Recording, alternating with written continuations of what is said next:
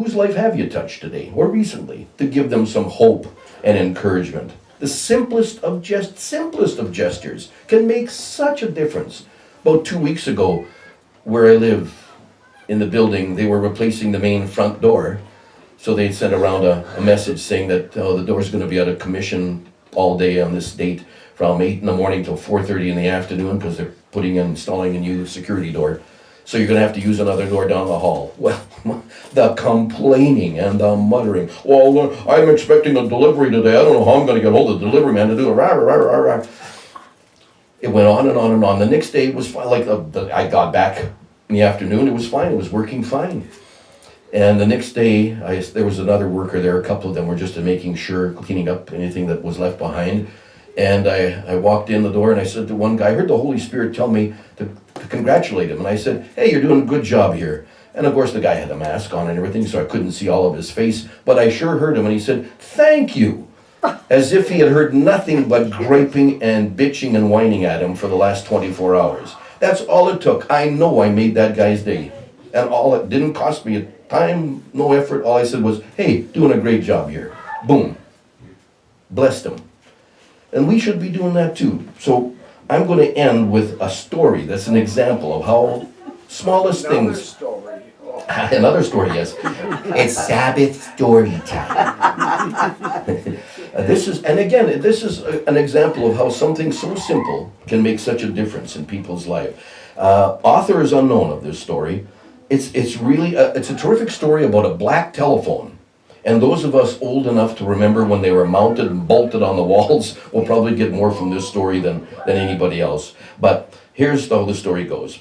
When I was a young boy, this is not me, but I'm reading the story. When I was a young boy, my father had one of the first telephones in our neighborhood. I remember that polished old case fastened to the wall. The shiny receiver hung on the side of the box. I was too little to reach the telephone, but used to listen with fascination when my mother talked to it. Then I discovered that somewhere inside this wonderful device lived an amazing person.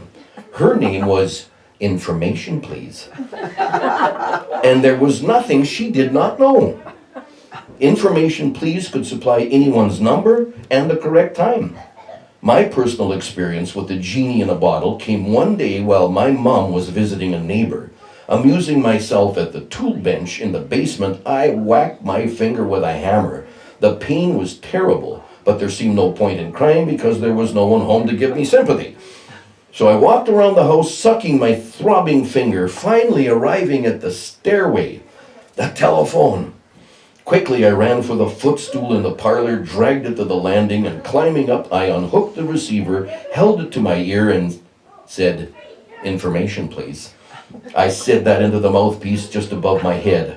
A click or two, and a small, clear voice spoke into my ear, "Information?" "I hurt my finger," I wailed into the phone, the tears now coming readily enough now that I had an audience. "Isn't your mother home?" came the question. "Nobody's home but me," I blubbered. "Are you bleeding?" the voice asked. "No," I replied. "I hit my finger with a hammer and it hurts." "Can you open the icebox?" she asked. I said I could.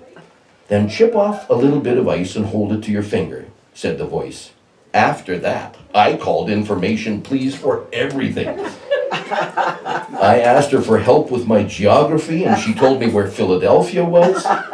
She helped me with my math. She told me my pet chipmunk that I'd caught in the park just the day before would eat fruit and nuts.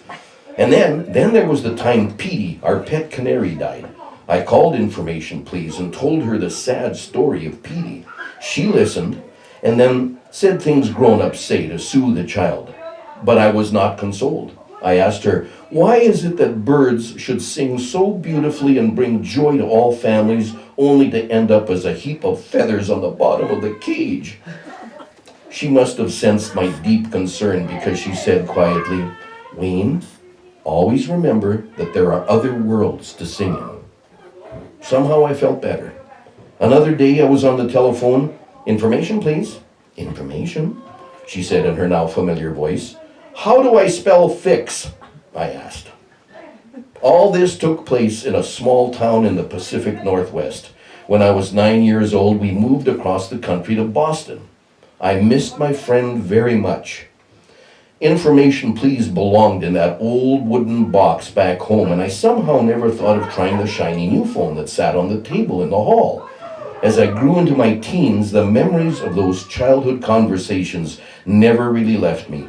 Often in moments of doubt and perplexity, I would recall the sense of security I had then. And I appreciated how patient and understanding and kind she was to have spent time on this little boy. A few years later, on my way west to college, my plane put down in Seattle. I had about a half hour or so between plane connections. I spent 15 minutes on the phone with my sister, who lives there now, and then, without thinking what I was doing, I dialed my hometown operator and said, "Information, please." Miraculously, I heard that small, clear voice I knew so well. Information. I hadn't planned this, but I heard myself saying, "Could you please tell me how to spell fix?" There was a long pause. Then came the soft-spoken answer, "I guess your finger must have healed by now." I laughed. "So it's really you," I said. "I wonder if you have any idea how much you meant to me during that time." She said, "I wonder if you know how much your calls meant to me. I never had any children. I used to look forward to your calls." I told her how often I thought of her over the years and asked if I could call her again when I came back to visit my sister. "Please do," she said. "Ask for Sally." 3 months later, I was back in Seattle. A different voice answered information. I asked for Sally. She said, "Are you a friend?"